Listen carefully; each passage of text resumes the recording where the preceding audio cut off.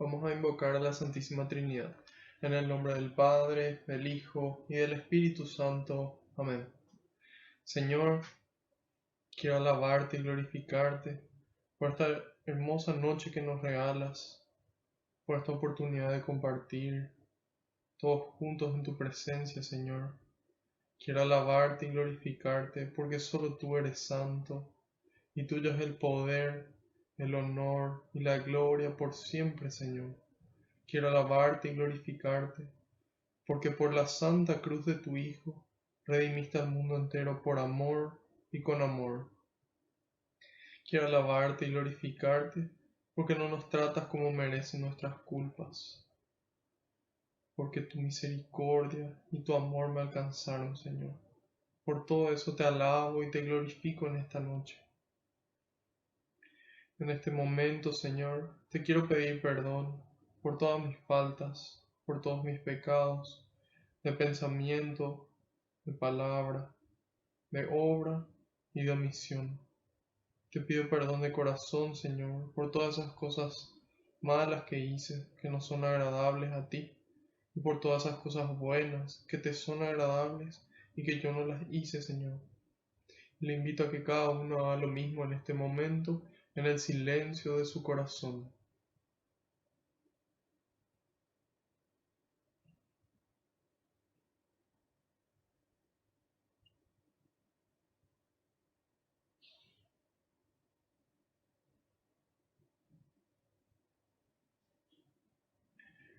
Te pido, Señor, que se cumpla tu palabra.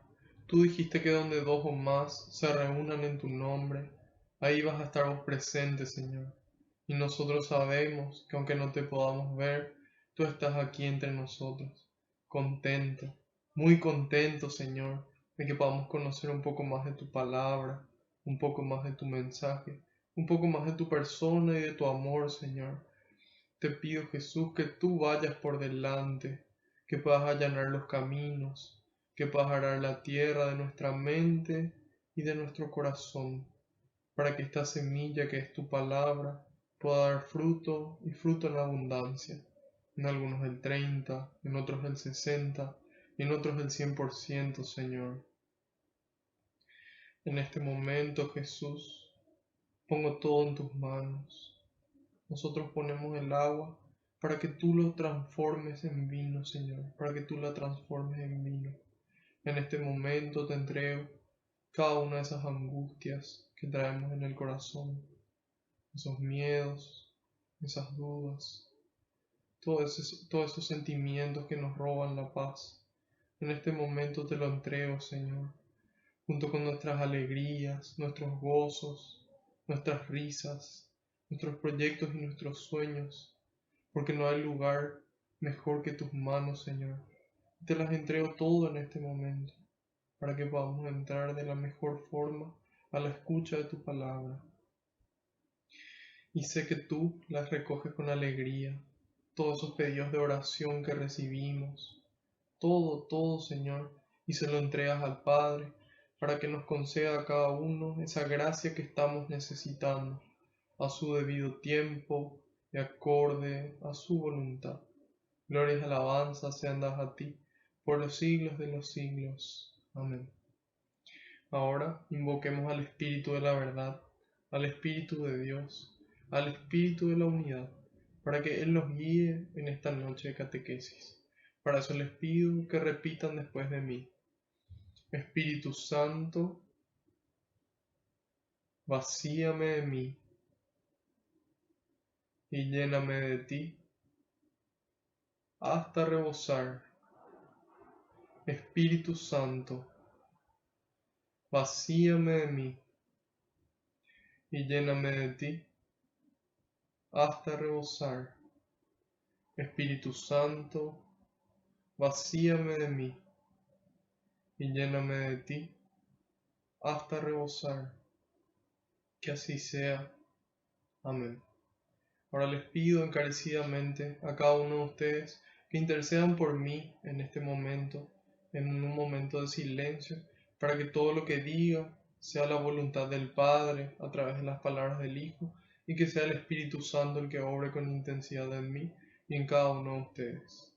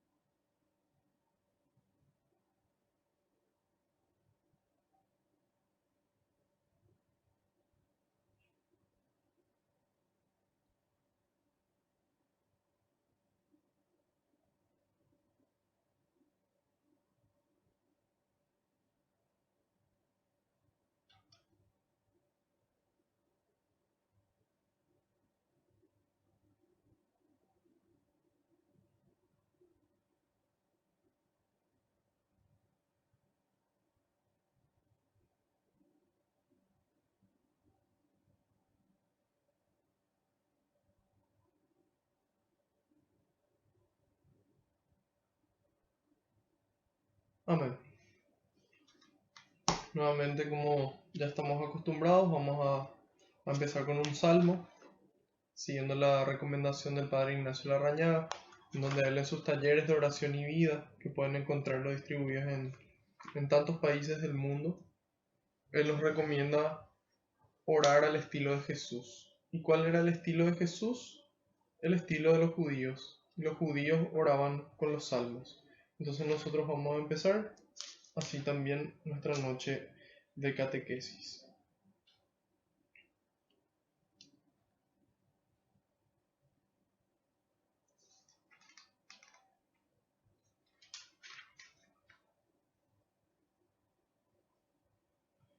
Salmo 21. Salmo 21. Este salmo se titula Acción de gracias por nuestro Rey. Nuestro Rey escrito con mayúsculas. Entonces, en esta noche vamos a estar viendo el juicio de Jesús, su juicio político. Y antes de eso, entonces vamos a iniciar con este salmo. Acción de gracias por nuestro Rey. Salmo 21. Señor, tu fuerza regocija al Rey. Cómo se alegra si tú lo haces triunfar. Le has cumplido sus más caros deseos. No le has negado lo que te pedía. Tú le presentas buenas bendiciones. Con oro fino coronas su cabeza. La vida que te pidió, tú se la diste. Largos días, muchos y muchos años. Debido a tu favor, será muy famoso. Derramas sobre él el honor y majestad. Has puesto sobre él bendiciones eternas. Tú lo haces feliz con tu presencia. El Rey confía en el Señor. El favor del Altísimo lo hace inquebrantable. Tu mano encontrará tus adversarios, tu diestra encontrará a los que te odian. Los dejarás en cuanto te presentes, como si estuvieran en un horno. El Señor en su ira se los engullirá, y un fuego los devorará. Arrancarás de la tierra sus frutos y su semilla de entre los hombres. Si contra ti traman algún mal o meditan un plan, no se la podrán. Pues tú harás que te den vuelta la espalda y contra ellos dispararás tus flechas. Señor, levántate, muestra tu poder y cantaremos con salmos tus proezas. Palabra de Dios, te alabamos, Señor. Bueno, este salmo empieza diciendo, Señor, tu fuerza regocija al Rey. ¿Cómo se alegra si tú lo haces triunfar? Entonces, ¿cómo se alegra el Rey si tú le haces triunfar? Es decir, es una alegría condicional, ¿sí? En el caso de que Dios nos haga triunfar, entonces nos alegramos con Él. Si Dios no nos hace triunfar en lo que nosotros queremos, entonces no nos alegramos con él. Por ejemplo, puedo pedir la sanación de una persona. Si Dios me da esa sanación, entonces yo me alegro, así como el rey. Yo le pido un trabajo al Señor, y si Él me lo da, entonces yo me alegro, ¿sí? Y ahí nos damos cuenta de cómo esta actitud, que era muy frecuente entre los judíos, no es la misma actitud de los cristianos, ¿sí? San Pablo nos dice en una de sus cartas: Dios dispone todas las cosas para el bien de los que le aman. Dios dispone todas las cosas para el bien de los que le aman. Es decir, desde el momento en el que yo le amo a Dios, yo confío en Él y yo sé de que Él no va a permitir en mi vida nada que sea más fuerte de la fuerza que Él mismo me puede dar y de los medios que Él me puede dar para sobrellevar la tentación y las dificultades. Entonces, desde el momento en el que yo le amo a Dios y caigo enfermo, yo puedo darme cuenta de que por algo Dios permite esa enfermedad en mi vida. Tal vez Él quiera la unidad en mi familia, tal vez Él quiera que yo pueda acercarme más a Él, tal vez, quién sabe, tal vez Él quiera llamarme a su presencia. Entonces, en la medida en la que yo conozco a Dios, conozco su amor y su sabiduría, yo me doy cuenta que Dios dispone realmente todas las cosas para mi bien, para tu bien y para el bien de todos. Entonces ahí empezamos a poder tener una actitud diferente ante la vida, ante la enfermedad, ante la pobreza, ante la soledad.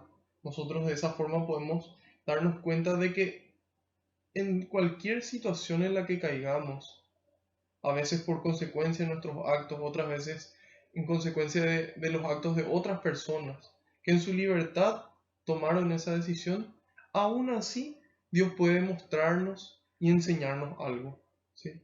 Él puede sacar de cualquier situación, hasta la más adversa, en la más grande bendición, ¿sí? Entonces, de ahí podemos darnos cuenta de que esta actitud no es la actitud que nosotros deberíamos de tener, que solamente cuando Dios nos cumple y hace lo que nosotros queremos, entonces nos alegramos con Él. Entonces, de esta forma, como dice San Pablo, repetimos, Dios dispone todas las cosas para el bien de los que le aman, porque nosotros en la medida en la que le amamos podemos darnos cuenta de que algún bien puede sacar a Dios de cualquier situación. Entonces, sea la situación en la que nos toque estar, salud, enfermedad, riqueza, pobreza, podemos darle gracias a Dios por la oportunidad de vivir esa experiencia y de poder aprender algo de ella, lo que sea que Él quiera enseñarnos. Y ahí dice: le has cumplido sus más caros deseos, no le has negado lo que te pedía. Tú le presentas buenas bendiciones, con oro fino coronas su cabeza. Ahí podemos hacer ya una inmediata comparación entre el rey coronado con una corona de oro fino y Jesucristo, nuestro Señor y nuestro Maestro, coronado con una corona de espinas. Entonces, ahí nos damos cuenta de cómo son las situaciones, ¿sí? Y de cuál era el bien más grande que Jesucristo anhelaba. Jesucristo anhelaba poder restaurar eso que estaba roto por culpa del ser humano. Ese pecado original, esa muerte que se instauró, Jesucristo quería poder redimir, quería poder vencer a la muerte. Y ese deseo era más grande que el de grandeza, que el de realeza. Entonces ahí nos damos cuenta cómo Jesucristo recibe una corona de espinas, pero el bien que Él recibe es mucho mayor. Y el bien que recibe toda la humanidad gracias a su sacrificio. Entonces ahí nos damos cuenta cómo Dios no siempre nos corona con una corona de oro fino. Al final de nuestras vidas, ahí sí nos va a tocar, en la medida en la que lleguemos a su reino y hayamos vivido acorde a la ley del amor. Entonces, en esa medida cuando lleguemos también vamos a recibir esa corona de gloria. Pero aquí en la tierra, tal vez y probablemente nos toque una corona de espinas, es decir, nos toque sufrir, nos toque salir de nosotros mismos, nos toque dar testimonio de cómo un cristiano vive el dolor y vive la enfermedad. Y dice: la vida que te pidió tú se la diste, largos días, muchos y muchos años. Yo en algún momento de mi vida también deseaba así vivir muchos, muchos años, hasta que después le dije, Señor, yo quiero vivir no muchos años, sino la cantidad de años que vos quieras regalarme. Y todos los años que vos me quieras regalar, yo te prometo servirte. Y si me regalás muchos años te voy a servir. Eso fue en un momento de oración. Inclusive yo pensaba ya en conversaciones previas con algunos amigos y parientes, de repente uno conversa con respecto al tema de la muerte, ¿sí? Y con respecto a cómo uno podría partir, ¿sí?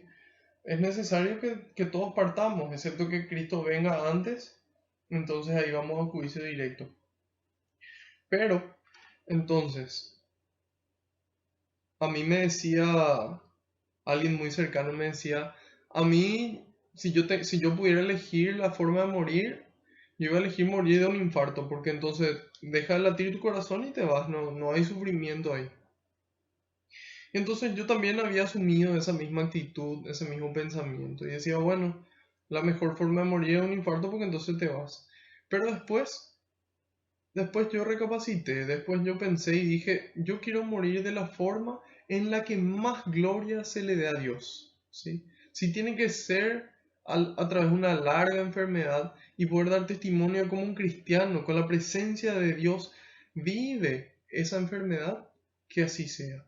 Y si es que tiene que ser una muerte de un infarto o de causas naturales al final de una larga vida, y que la gente pueda decir, bueno, esta de cierta forma puede ser la recompensa de vivir, de haber vivido una vida con Dios, entonces que así sea, ¿sí? Entonces finalmente es un abandono, es una entrega en Dios, ¿sí? Porque nosotros muchas veces queremos vivir muchos años, pero el año que nos toca vivir y el día a día que nos toca enfrentar muchas veces no lo disfrutamos. Entonces, estamos invitados a disfrutar los días que el Señor nos regala. Hoy el Señor nos regala un día más, a vos y a mí, a vos que estás sentado al otro lado de la pantalla o del teléfono. Entonces, seamos agradecidos con lo que sea que Dios quiera regalarnos. Si Dios quiere regalarnos muchos años, bienvenido sea y alegrémonos por eso. Y si Dios quiere regalarnos pocos años, disfrutemos cada día como si fuera el último. Entonces, de esa forma, cada día que nos volvemos a despertar, volvemos a agradecerle al Señor y decirle gracias, Señor, por un nuevo día más de vida. Y nos alegramos, ¿sí? Finalmente, los días más largos de nuestras vidas van a ser una vez que nosotros partamos de aquí. Aquí es donde se juega nuestra salvación. Aquí es donde se juega nuestra vida eterna. Aquí es donde se juegan los días más largos del universo. Entonces, es por eso que es tan importante que vivamos esta vida como Dios quiere y como Dios nos lo mostró a través de su Hijo. Y dice, debido a tu favor será muy famoso, derramas sobre él honor y majestad. Todo esto nos damos cuenta de que sobre ningún otro rey sobre la tierra, tanto como Cristo, con una corona de espinas se hizo tan famoso y recibió tanto honor y tanta majestad. Pero ¿cuál era el deseo de Cristo? ¿Cuál era el mayor anhelo de Jesús? Era que se cumpla la voluntad del Padre, ¿sí? Entonces Él hace lo necesario y la voluntad del Padre se cumple en su vida. Y dice, has puesto sobre Él bendiciones eternas. Tú lo haces feliz con tu presencia. Entonces no son los años, no es la riqueza, no es el trabajo, no es la salud lo que nos hace felices, sino la presencia de Dios en nuestras vidas. La presencia de Dios. Tú lo haces feliz con tu presencia. Entonces, así como nos dice San Ignacio de Loyola, todo fue creado para que el hombre alcance el propósito para el que él fue creado. ¿Para qué fuimos creados? Para alabar a Dios, para dar gloria a Dios con nuestra vida. Entonces, que podamos hacer también nuestra oración, así como lo hacía San Ignacio. Él decía, si yo estando enfermo te puedo servir más, quiero estar enfermo. Porque puede ser una oportunidad, por ejemplo, para que otro rece por mí, puede ser una oportunidad para que yo pueda aprovechar mejor mi tiempo, ¿sí? Si yo puedo estar sano, si yo estando sano te sirvo mejor, quiero estar sano, dice él. Porque entonces puedo aprovechar mi tiempo para construir el reino de Dios, para irme yo en busca de esos necesitados, en busca de esos pobres. Si yo, siendo pobre, te puedo servir más, quiero ser pobre, dice él. Porque es una oportunidad para que otras personas compartan conmigo lo que tienen y para que yo pueda valorar también que todo es un don de Dios. Y finalmente, si yo siendo rico te puedo servir más, quiero ser rico. En la medida en la que más bienes tengo, mayor cantidad de ayuda puedo brindar. Entonces, de esa forma, finalmente, no es la situación lo que nos hace feliz, sino la presencia de Dios en tu vida y en mi vida, que nos acompaña en el camino hasta el final, hasta que algún día pueda entregarnos esa corona de gloria, esa felicidad máxima, esa paz, ese amor que no se interrumpen. Dice, el rey confía en el Señor, el favor del Altísimo lo hace inquebrantable. Entonces, imagínense si es que el rey, el que gobierna, el que tiene todo el poder político, confía en Dios. ¿Cuánto más nosotros también deberíamos de confiar en Él? Deberíamos de seguir ese ejemplo. Hoy en la sociedad muchas veces no vemos esta confianza en el Señor, esta confianza en su palabra, y así vemos como muchas naciones se van yendo a la ruina, ¿sí? Como por culpa de algunos gobernantes, muchos pueblos se encuentran sufriendo, se encuentran pasando hambre, se encuentran pasando frío, se encuentran pasando diferentes necesidades, enfermedad también. Entonces, en la medida en la que nuestros gobernantes puedan confiar en Dios y en su palabra y la puedan poner en práctica, de esa forma cada vez nuestras naciones van a poder acercarse más al reino de Dios que Jesús vino a instaurar. Y dice, tu mano encontrará a tus adversarios, tu diestra encontrará a los que te odian. Los dejarás en cuanto te presentes como si estuvieran en un horno. Dice. No va a haber enemigo que pueda resistir con esa presencia de Dios. Ninguna enfermedad, ningún sentimiento de tristeza, ningún miedo, ningún sentimiento que nos pueda robar la paz. Pero eso se da en la medida en la que Dios se hace presente en nuestras vidas. Presente, presente, presencia, alegría. Pero ¿cómo logramos esta presencia? Esta presencia la logramos principalmente a través de la oración, a través de la lectura y meditación de la palabra de Dios. Lectura y meditación de la palabra de Dios. Yo estuve compartiendo en diferentes grupos de WhatsApp que tenemos de la catequesis un plan de lectura bíblica que el padre Fray Nelson nos comparte. Para todas las personas que quieran puedan escribir aquí en los comentarios en la parte de abajo y también les voy a estar compartiendo. También los que quieran unirse al grupo, es un grupo internacional donde hay personas de varios países, de Venezuela, de Colombia, de Paraguay, de Argentina. Entonces, los que quieran unirse pueden anotarse y yo les agrego.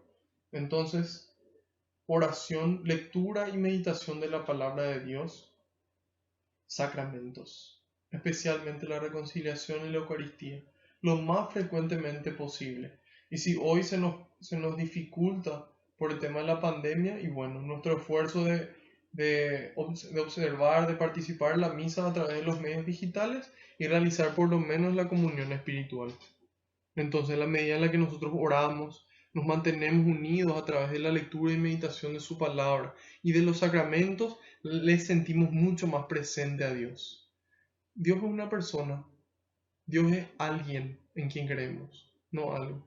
Entonces, ¿cómo puede una persona sentir la presencia de alguien? Compartiendo con esa persona, dándole su tiempo, escuchándole. Entonces, de esa misma forma como nuestras relaciones humanas se dan, así también se da con la presencia de Dios. Entonces, Dios, en la medida en la que más presente se hace, nos da una felicidad estable, una felicidad constante. ¿Qué significa eso? Que no depende de la situación. Tu mano encontrará a tus adversarios, tu diestra encontrará a los que te odian. Dijimos, no hay enemigo que pueda resistir. El Señor en su ira se los engullirá y un fuego los devorará. Arrancarás de la tierra sus frutos y su semilla de entre los hombres. Si contra ti traman algún mal o meditan algún plan, no se la pondrán.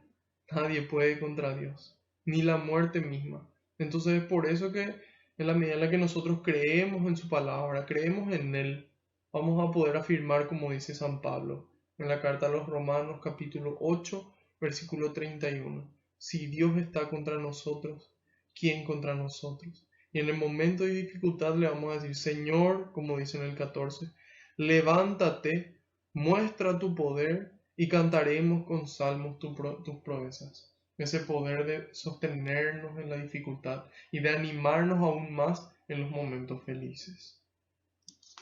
Entonces, en síntesis, acción de gracias por nuestro Rey, nosotros damos gracias por nuestro Rey con mayúscula, que es Jesucristo, un Rey humilde y manso de corazón. Entonces, demos gracias por Él y por esa vida eterna que Él vino a traernos, por todo ese ejemplo que nos dio y que podamos no depender de la situación para tenerle presente a Dios. Que no esperemos a que llegue una pandemia para acercarnos a Él.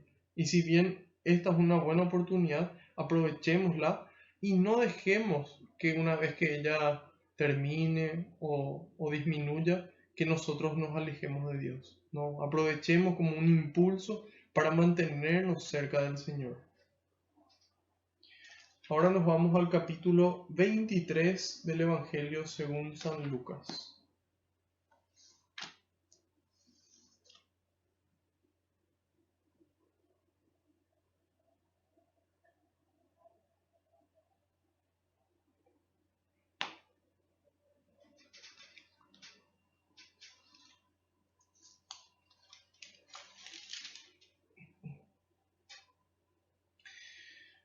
En el capítulo 22 habíamos visto varias lecciones, empezando por la Cena del Señor, la última cena, ese Jueves Santo, en donde Jesús instituye el sacramento de la Eucaristía y el del orden sacerdotal. A continuación de esa cena, Jesús va al huerto de los olivos, al monte de los olivos en el huerto del Getsemaní, a orar como era su costumbre. Entonces ahí nos muestra esa costumbre de oración que estuvimos hablando durante el Salmo, con la actitud con la que Jesús ora. Él dice, Padre, si quieres, aparta de mí esta copa, pero no se haga mi voluntad, sino la tuya. Entró en agonía y oraba con mayor insistencia. Nuevamente, cuanto mayor la dificultad, mayor debe ser la oración, mayor la perseverancia. Y nos dice a nosotros en el 22:46, levántense y oren para que no caigan en tentación. Es decir, si es que estás en un momento difícil, levántense. Y si ya estás arriba, oren para que no caigan en tentación. Después llega Judas para poder apresar a Jesús. En el 54 Jesús es procesado. Jesús es procesado primero por los maestros de la ley, por los jefes de los sacerdotes y los jefes de los judíos, en donde él tiene ahí su juicio político, su juicio religioso. Y ahora en el capítulo 23 vamos a ver el juicio político de Jesús. Jesús tuvo dos juicios. Vamos a estar explicando por qué. Empieza diciendo, el consejo en pleno se levantó y llevaron a Jesús ante Pilato. Allí empezaron con sus acusaciones. Hemos comprobado que este hombre es un agitador. Se opone a que se paguen los impuestos al César y pretende ser el enviado por Dios. Y pretende ser el rey enviado por Dios. Entonces Pilato le interrogó en estos términos: ¿Eres tú el rey de los judíos? Jesús le contestó: Tú eres el que lo dice. Pilato se dirigió a los jefes de los sacerdotes y a la multitud. Les dijo: Yo no encuentro delito alguno en este hombre.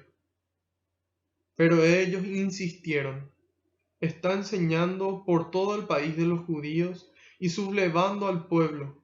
Comenzó en Galilea y ha llegado hasta aquí. Al oír esto, Pilato preguntó si aquel hombre era Galileo. Cuando supo que Jesús pertenecía a la jurisdicción de Herodes, se lo envió, pues Herodes se hallaba también en Jerusalén por aquellos días. Al ver a Jesús, Herodes se alegró mucho. Hacía tiempo que deseaba verlo por las cosas que oía de él y esperaba que Jesús hiciera algún milagro en su presencia. Le hizo pues un montón de preguntas, pero Jesús no contestó nada, mientras los jefes de los sacerdotes y los maestros de la ley permanecían frente a él y reiteraban sus acusaciones. Herodes, con su guardia, lo trató con desprecio. Para burlarse de él, lo cubrió con un manto espléndido y lo devolvió a Pilato. Y ese mismo día Herodes y Pilato, que eran enemigos, se hicieron amigos. Pilato convocó a los jefes de los sacerdotes, a los jefes de los judíos y al pueblo, y les dijo: Ustedes han traído ante mí a este hombre acusándolo de sublevar al pueblo. Pero después de interrogarlo en presencia de ustedes, no he podido comprobar ninguno de los cargos que le hacen, y tampoco Herodes, pues me lo devolvió. Es evidente que este hombre no ha hecho nada que merezca la muerte, así que después de castigarlo, lo dejaré en libertad. Pero todos ellos se pusieron a gritar: Elimina a este y devuélvenos a Barrabás. Este Barrabás había sido encarcelado por algunos disturbios y un asesinato en la ciudad.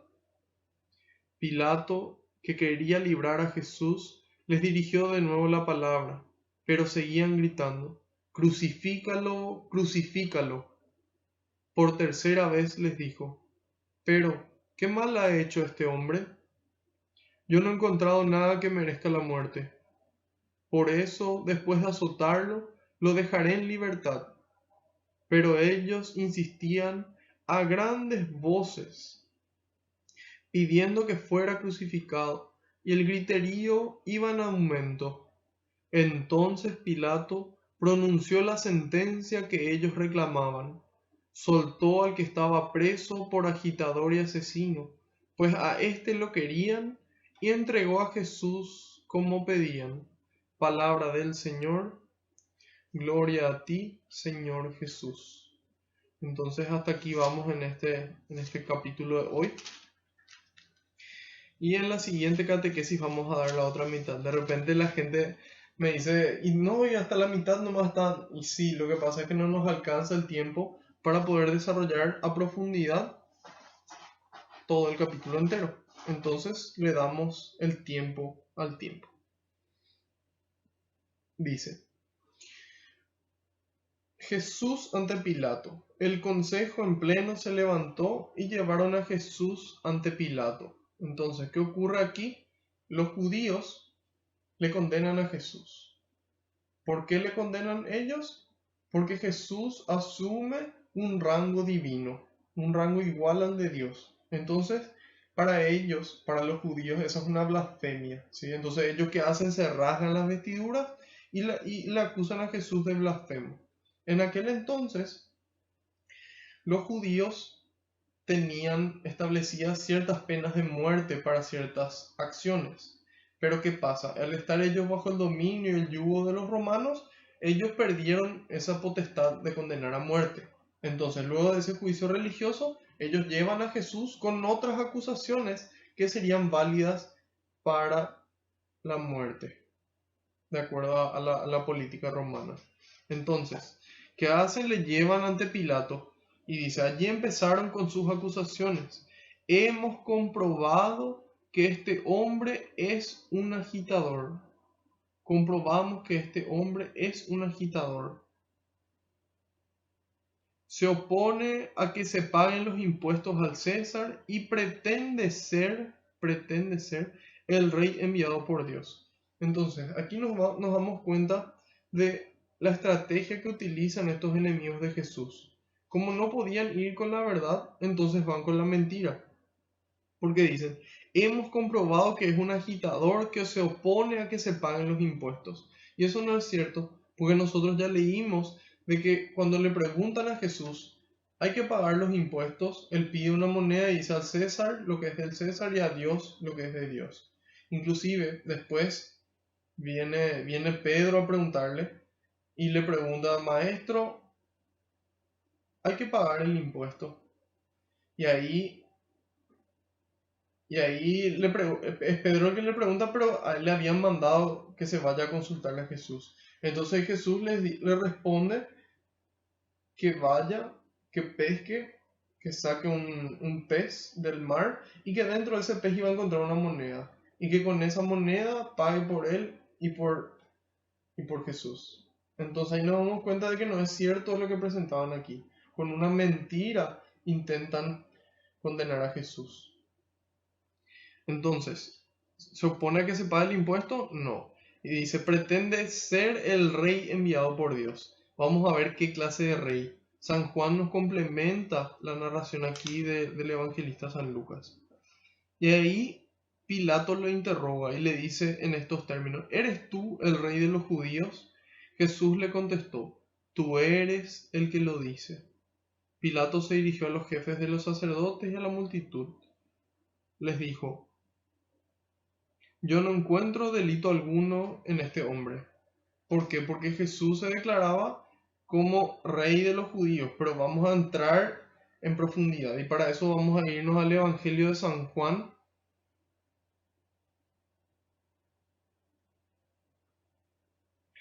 en el capítulo, un momentito,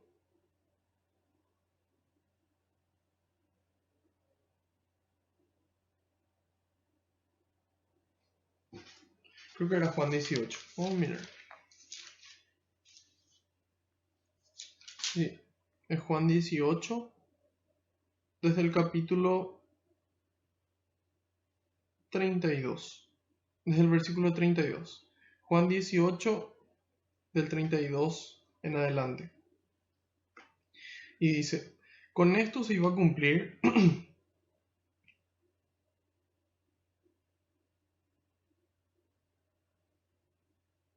Empecemos por el 28 mejor, para darle un poco más de contexto.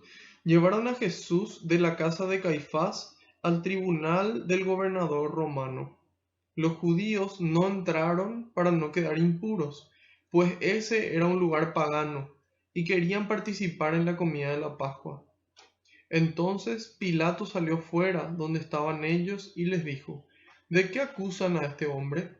Entonces primero pasó por Anás, luego por Caifás, y ahora pasa a su juicio político. Le llevan a Pilato, ellos se quedan fuera de la casa de Pilato por no entrar porque aquí nos aclara de que iban a quedarse impuros y la Pascua ya llegaba. Y entonces ahí le contestaron, si este hombre no es un malhechor, no fuera un malhechor, no lo habríamos traído ante ti. Pilato les dijo, tómenlo y júzguenlo según su ley. ¿Por qué me traen a mí esta situación? Júzguenlo según su ley.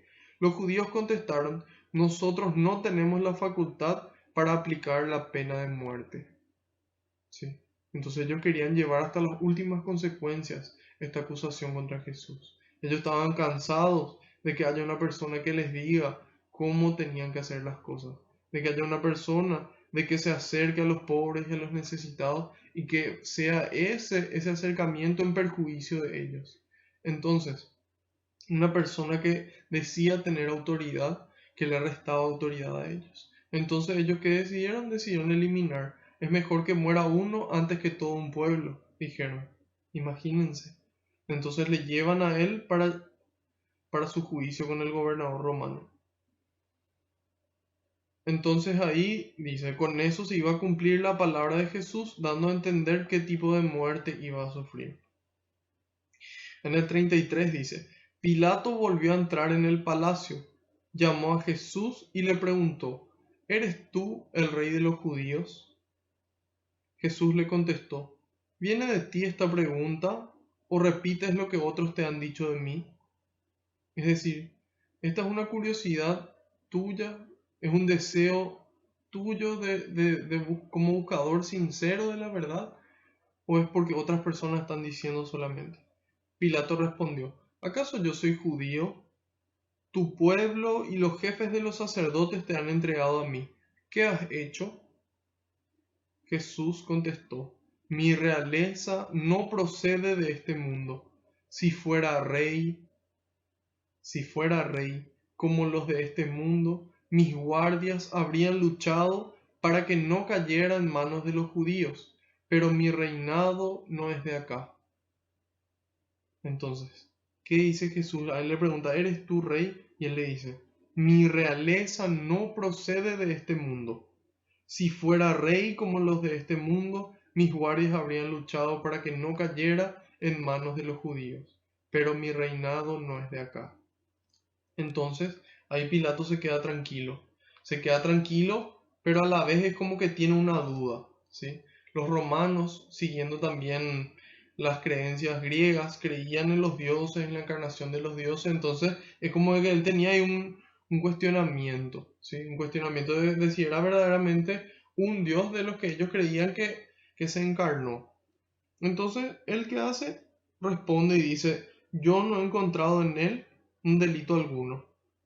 ¿Y qué hace?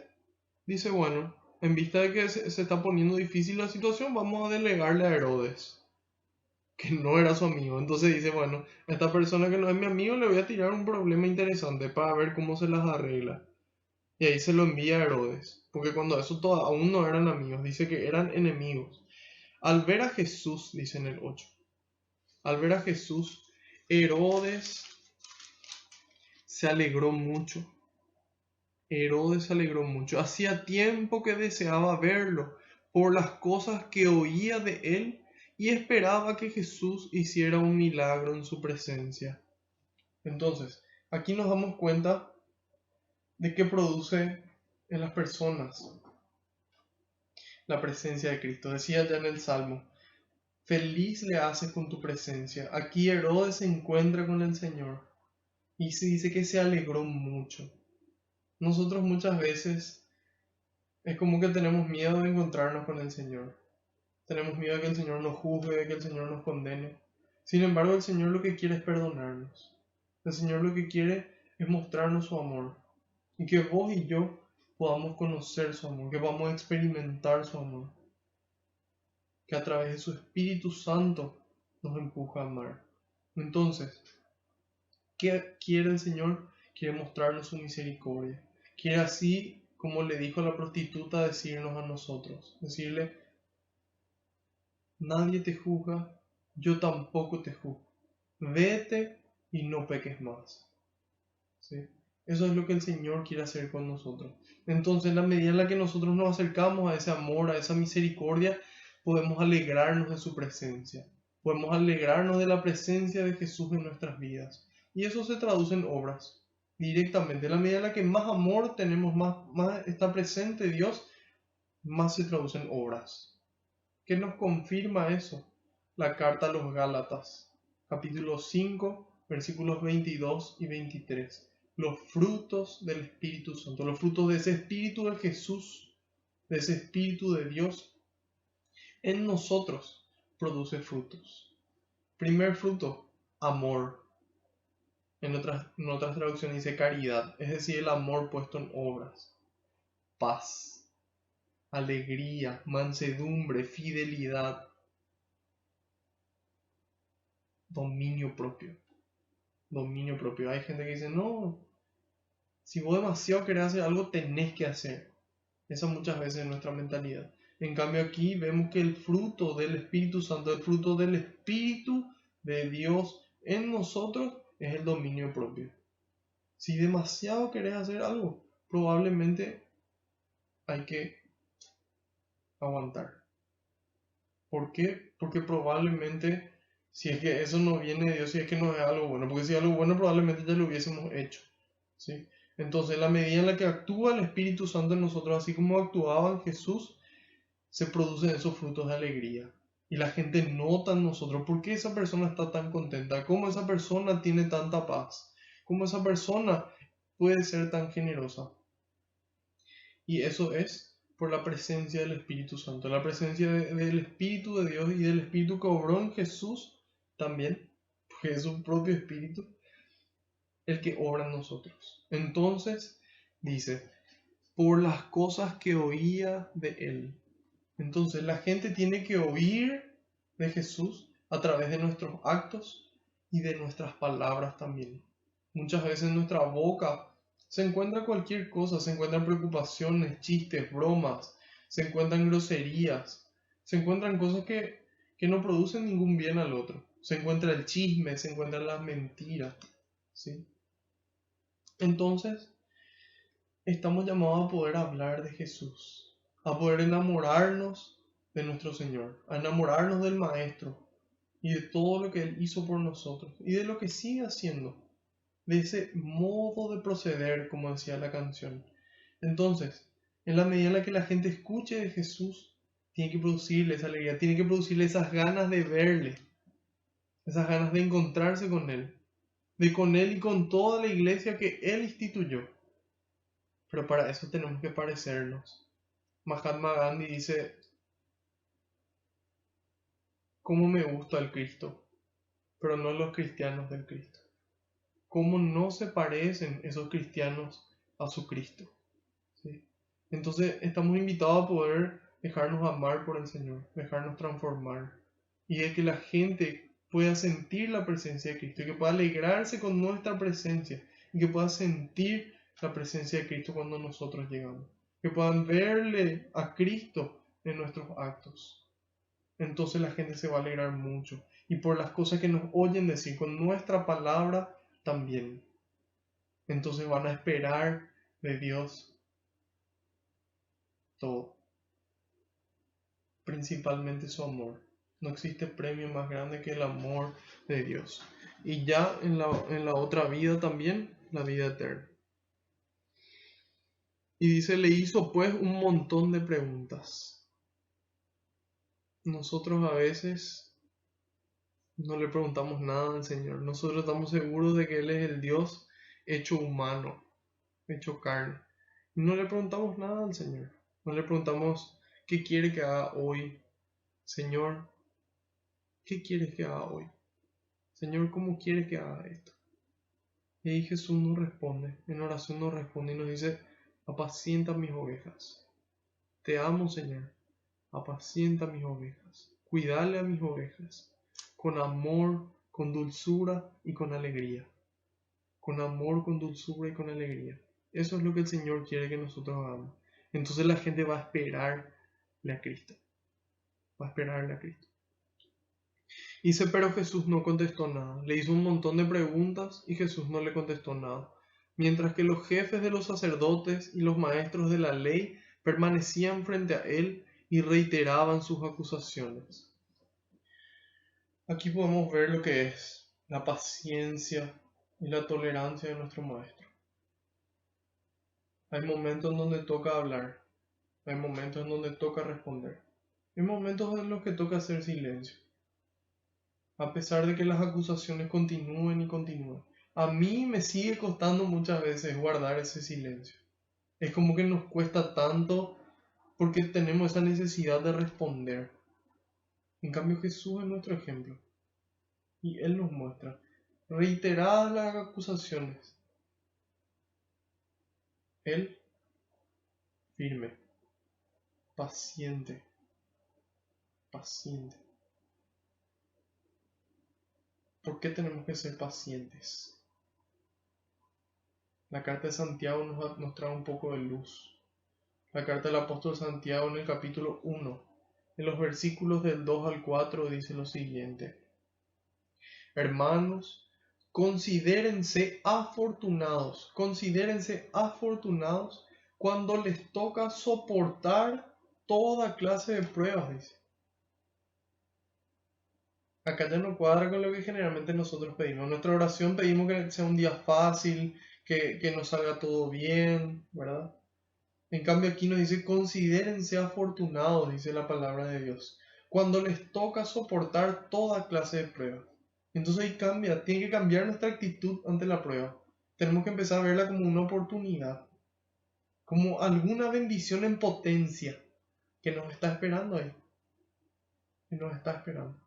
Y dice, esta puesta a prueba de la fe, estas pruebas, desarrolla la capacidad de soportar, dice. En otras traducciones dice, desarrolla la paciencia. Y la capacidad de soportar, y la capacidad de paciencia, debe llegar a ser perfecta. Si queremos ser perfectos, completos, sin que nos falte nada. Jesús nos lo enseña, ¿sí? Jesús nos lo enseña. Primero en su juicio con Anás, luego en su juicio con Caifás, de ahí a Pilato, luego Herodes, finalmente con Pilato nuevamente. Y ahí nos damos cuenta cómo debe ser nuestra paciencia, de que prueba tras prueba, no sucumbir, no sucumbir.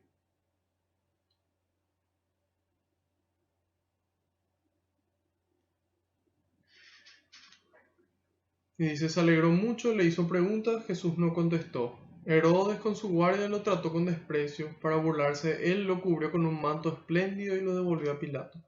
Se burla de él porque esos mantos espléndidos se le colocaban a los reyes, entonces se burla de él nuevamente y se lo devuelve a Pilatos. Ese mismo día Herodes y Pilatos, que eran enemigos, se hicieron amigos.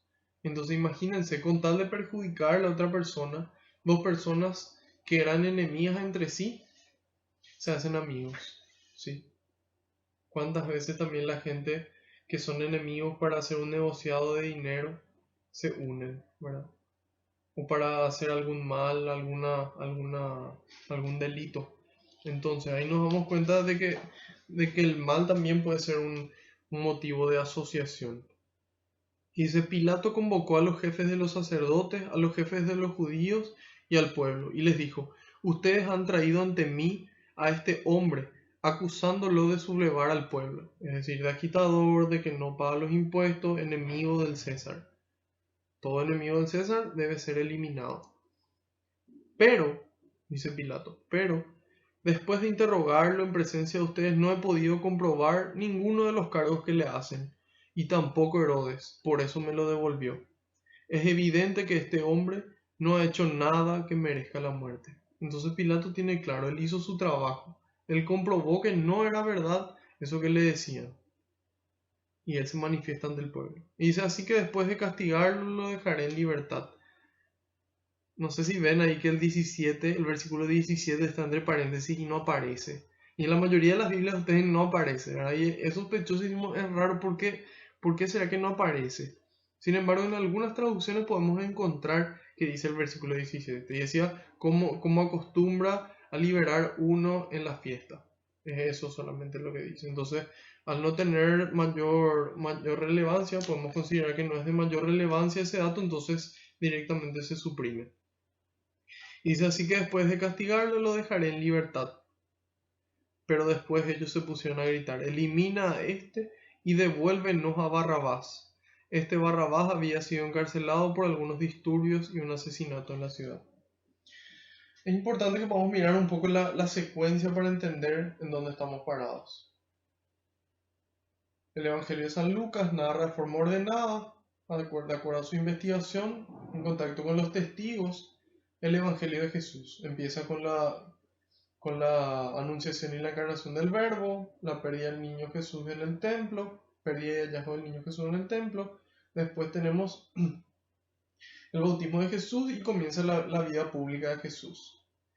Luego de 3 años aproximadamente de sus enseñanzas, se hartan de él y él se da cuenta, él discierne en oración, Jesús discierne en oración de que era el momento de entregar su vida. Porque en contadas ocasiones, él se escapaba. Entonces llega un momento en donde él se da cuenta de que era el momento de entregar su vida, porque él voluntariamente la entrega, como ya vimos en la clase anterior. Entonces Jesús va a Jerusalén a dar testimonio, ¿sí? Entonces ahí Jesús es traicionado por Judas. Luego de esa última cena, donde Judas también estuvo presente, Judas lo traiciona. Y ahí Jesús es llevado a sus dos juicios. Al juicio religioso, acusado de tener un rango divino. Y de ahí es trasladado a su juicio político para su condena a muerte. ¿Sí? Esa es la secuencia que seguimos hasta aquí. Primero, Anás y Caifás fueron sus jueces religiosos. Ahí pasa a Pilatos, luego a Herodes, vuelve a Pilato. Antes de devolver a Pilato, antes de devolver Pilato a Jesús a la gente, él dice, bueno, yo no le encuentro pecado. Y antes, ¿qué había pasado? Aquí la gente clama por Barrabás. Pero ¿qué había pasado antes? En la subida triunfal de Jesús, esa misma gente que le recibía, que le recibió con alegría, ahora pide su condena. ¿Por qué? Es como que no se entiende ese cambio. El Evangelio de San Mateo nos trae luz al respecto. Cuando nosotros leemos el capítulo 27, versículo 19, se menciona que la mujer de Pilato le mandó a decir a Pilato, no te metas con ese hombre porque es un santo, y anoche tuvo un sueño horrible por causa de él. Entonces ahí nos damos cuenta, un paréntesis, la importancia de una mujer sabia a nuestro lado, ¿sí? La importancia de una mujer que pueda discernir y que pueda aconsejarnos para bien, ¿sí? Que como dice la palabra de Dios, que la esposa tiene que ser la ayuda idónea, tiene que ser la persona ideal que te ayuda a potenciar y alcanzar la santidad. Esa tiene que ser la esposa, ¿sí? No dice que tenga que ser linda, no dice que tenga que ser inteligente, no dice que tenga que tener X características. Nos dice que tiene que ser nuestra ayuda idónea, ¿sí? Así como esta mujer fue la ayuda idónea de Pilatos. Sin embargo, él decidió no escucharle. Entonces, cerrando ese paréntesis, la mujer le mandó decir, no te metas con este hombre. Anoche tuvo un sueño horrible por causa de él. Y ahí a continuación en el 20 dice, los sacerdotes y los jefes de los judíos persuadieron a la gente para que pidieran la libertad de Barrabás y la muerte de Jesús. Es decir, estas autoridades del templo le persuadieron a la gente, le convencieron de hacer mal las cosas, ¿sí? Como muchas veces el demonio hace con nosotros, nos convence de dejar el camino de Dios y meternos en el camino del pecado, en el camino de la muerte. Entonces, ¿a quién queremos escuchar? ¿A quién queremos escuchar? ¿A Dios que nos ama y que quiere nuestra felicidad eterna y que quiere que podamos vivir en su amor? ¿O a las diferentes corrientes del mundo que hoy nos arrastran, que nos quieren persuadir de que el placer es lo importante, de que el dinero es lo importante, de que el poder es lo importante, de que el aspecto físico es lo importante? Tenemos que analizar. Entonces ahí nos cuenta que le persuadieron. Nos cuenta que le persuadieron. Entonces ahí vemos esa secuencia. Y más allá del enojo que podamos sentir, a mí me enoja y me pone triste el juicio y los juicios de Jesús y la forma en la que les trataron, la forma en la que le trataron. Es importante que nosotros nos fijemos la mirada, tanto en Anás y Caifás, que hicieron las cosas mal, o en Pilato, que finalmente termina traicionando la verdad, o a Herodes, sino mirar al Maestro. Nuestra mirada tiene que estar fija en Él. Él es nuestro ejemplo. Esa templanza, esa paciencia, ese amor que le llevó a entregar su vida. Ese es nuestro centro, ¿sí? Ahí tiene que estar fija nuestra mirada. Detrás de Él nos vamos caminando. Detrás de Él. Sobre sus pasos. Entonces, ahí vemos las secuencias. Le traen a Pilato. Pilato dice, esta persona es inocente. Mientras que Pilato estaba pensando eso, su mujer también le advierte lo mismo. Mientras tanto, en paralelo le persuaden al pueblo. Entonces, continuamos en el 18. Pero ellos se pusieron a gritar, elimina a este y devuélvenos a Barrabás.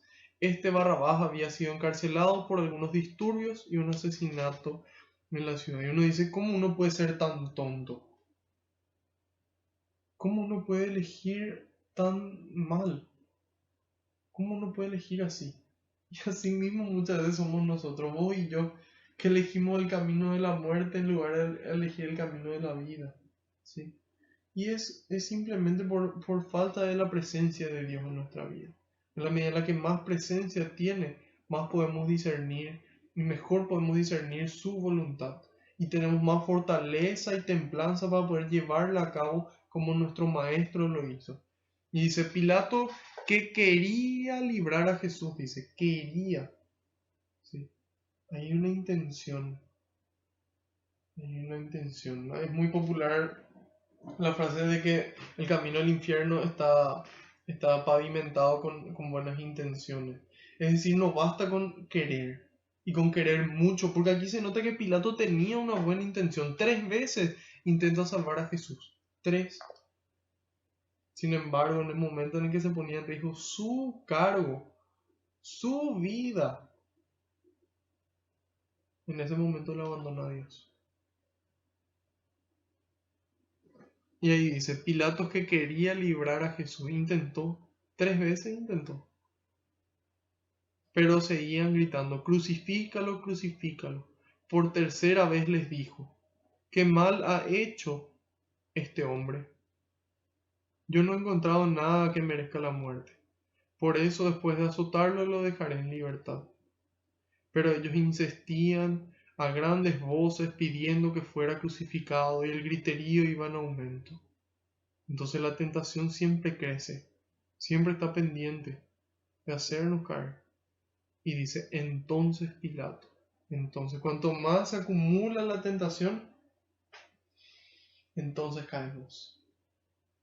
Porque no nos vamos junto al pastor que nos renueva las fuerzas, no nos vamos junto al rey que vence a todos los enemigos. En el momento de la tentación, ese es el momento de traer a la mente a Dios. Y decirle, Señor, yo voy a caer.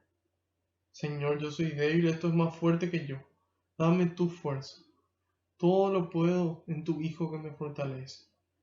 Y ahí llegan las fuerzas. Ahí se derrama un torrente de gracia para vivir en el amor, para que esa felicidad constante pueda permanecer con nosotros. Y entonces, en lugar de actuar como Pilatos actuó, podamos actuar como Jesús, orar con mayor insistencia y cumplir la voluntad de Dios.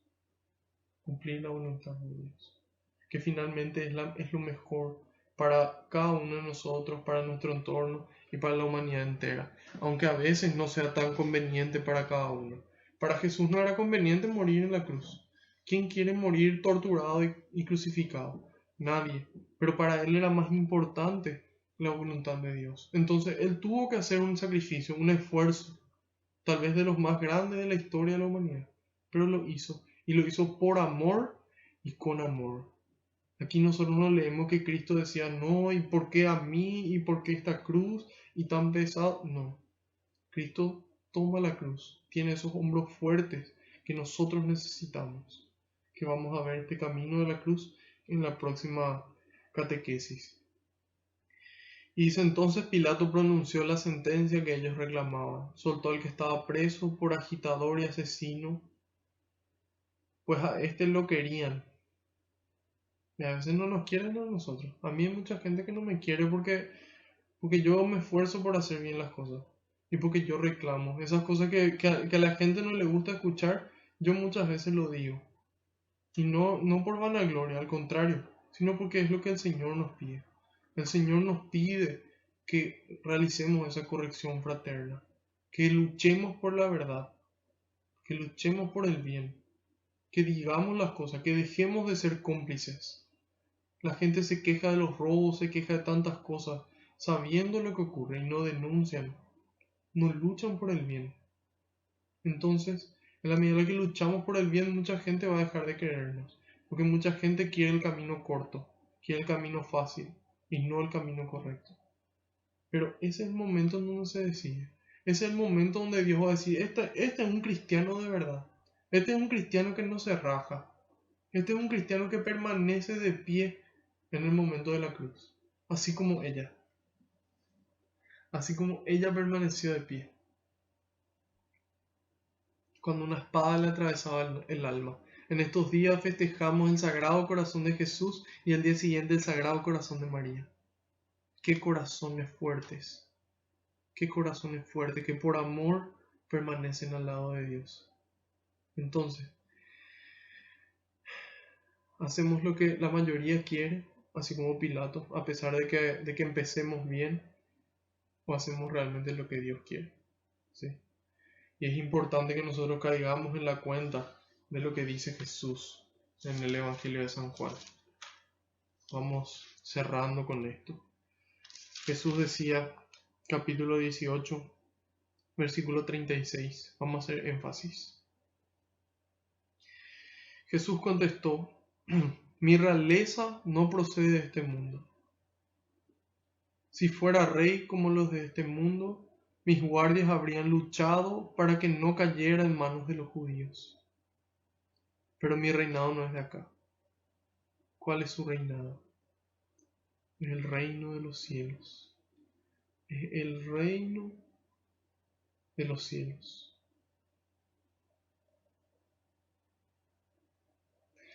San Juan Pablo II, en su audiencia de septiembre de 1991, él decía, Jesucristo comienza su misión de Mesías con este anuncio. El tiempo se ha cumplido y el reino de Dios está cerca. Entonces ahí volvemos otra vez a la cronología, ¿sí? Empieza su misión, Marcos 1:15. El tiempo se ha cumplido y el reino de Dios está cerca, ¿sí? Después, en la vida y en la misión de Jesucristo, el reino de Dios no solamente está cerca, sino que además ya está presente en el mundo, dice él. En Lucas 17:21 hace poco vimos en donde decía, el reino de Dios está entre ustedes. ¿Sí? Entonces al comienzo decía está cerca, después ya dice está entre ustedes. Y ese reino permanece en nosotros, porque Jesús dice, yo subo al Padre para que Él pueda enviar el Espíritu Santo, el Espíritu de la verdad, el Espíritu de la unidad. Y Él les mostrará toda la verdad y les recordará las palabras que yo les dije.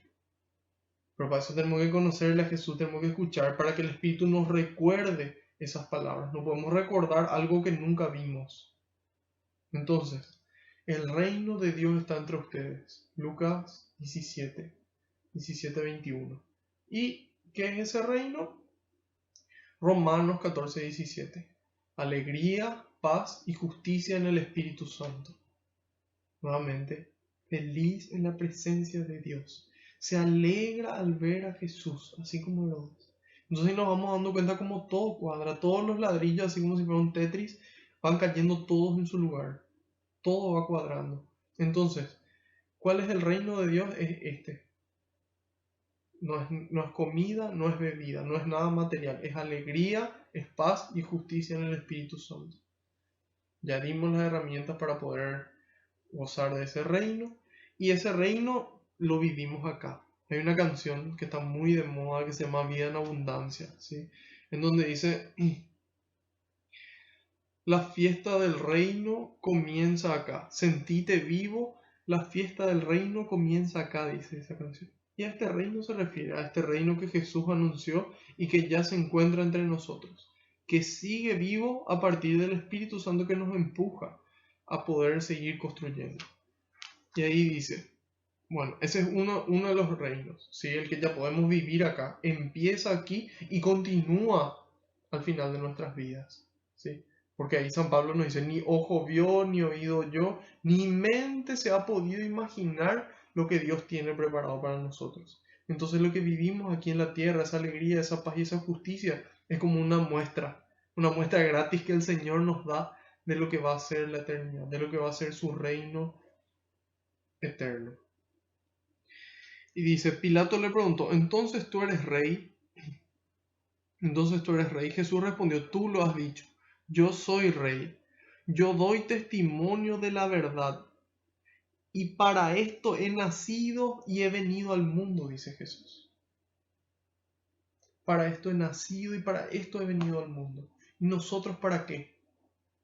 Nosotros fuimos bautizados como sacerdote, profeta y rey. Para eso hemos venido al mundo. Para construir el reino de los cielos, para sentir el amor de Dios y llevar ese amor de Dios a las otras personas, para dar testimonio de la verdad. Hay una verdad, una. Hoy el mundo, en la catequesis anterior dije casi relativista, no existe casi relativista, es relativista, ¿sí? Entonces, Para él no hay una verdad. Es lo que yo creo y lo que yo pienso y lo que a mí me gusta, esa es la verdad. Sin embargo, aquí vemos de que hay una verdad. Dice, yo doy testimonio de la verdad, dice Jesús. Nosotros testimonio de qué damos.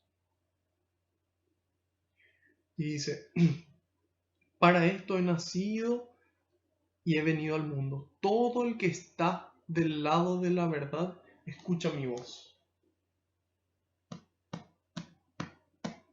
Todo el que está del lado de la verdad, escucha mi voz. Pilato le preguntó, ¿y qué es la verdad? ¿Qué es la verdad? Para nosotros la verdad es una persona. Cristo dice, yo soy el camino, la verdad y la vida. Nadie va al Padre sino por mí. El que me ve a mí, ve al Padre. Entonces, ¿cuál es la verdad? La verdad es Cristo. La verdad es su evangelio. La verdad es su mensaje y su forma de vivir. Esa es la verdad. Esa es la verdad. Y ahí contesta, dicho esto, salió de nuevo donde estaban los judíos y dijo, yo no encuentro motivo de condena. Entonces, así vamos cerrando esta noche de catequesis. Vemos lo más importante es la persona de Jesús en todo este trajinar. Vemos como alrededor de Jesús ocurre de todo, ¿sí? Hay personas que buscan el mal, que le acusan, que hacen el mal, que se burlan, que le atacan, que le juzgan. Anás, Caifás, Pilatos, Herodes, Pilatos de vuelta. Y Jesús, en el momento en el que tiene que guardar silencio, lo guarda. Y en el momento en el que tiene que hablar, habla. Entonces no, es un punto medio, hay que saber discernir, no es, entonces me callo la boca y no digo nada. O entonces yo tengo que decir todas las cosas que tengo que decir, sin importar el momento y la forma, ¿no? Nuestro maestro, que es la verdad y testigo de la verdad, él nos dice, es momento de hacer silencio, es momentos de hablar, de dar testimonio. Él es nuestro rey, él es el rey eterno, que por amor se hizo humano. Él es el rey que muere por el esclavo. Un rey que muere por el esclavo. El rey que vino a mostrarnos su amor. Vino a mostrarnos cómo nos van a juzgar. Pero lo que más importa es cumplir la voluntad de Dios. Cumplir la voluntad de Dios. Y vamos a ver cómo Jesús sube a la cruz. Entonces, es importante que nosotros podamos mirar a Jesús, los ojos puestos en Él, en su persona, en su vida, en su amor. Él es nuestro ejemplo. Y mi deseo más grande, me di cuenta de que no es la salvación de cada uno de ustedes y la mía, sino que puedan experimentar ya en esta vida el amor de Dios. Y que ese amor sea el motor para que puedan alcanzar la salvación. Y que yo también, que sea realmente ese. No la búsqueda de la perfección, no el querer hacer bien las cosas, no. El amor de Dios. No existe motor más fuerte, ni motor que aguante toda la vida para poder llegar al final, para poder recibir esa corona de gloria. Entonces, es este el camino que nos toca. Si queremos seguir a nuestro Maestro, somos llamados a luchar por la verdad, a ser testimonios de la verdad y del bien, con nuestra vida y con nuestras palabras. Vamos a darle gracias a Dios. Señor, quiero darte infinitas gracias por esta noche, por poder conocerte, por poder conocer tu palabra, tu persona, tu modo de proceder, tu amor, Señor, y tu misericordia. Te pido, Señor, que podamos tener una vida de oración, una vida de lectura y meditación de tu palabra, una vida de sacramental, Señor, con una frecuencia lo más alta posible.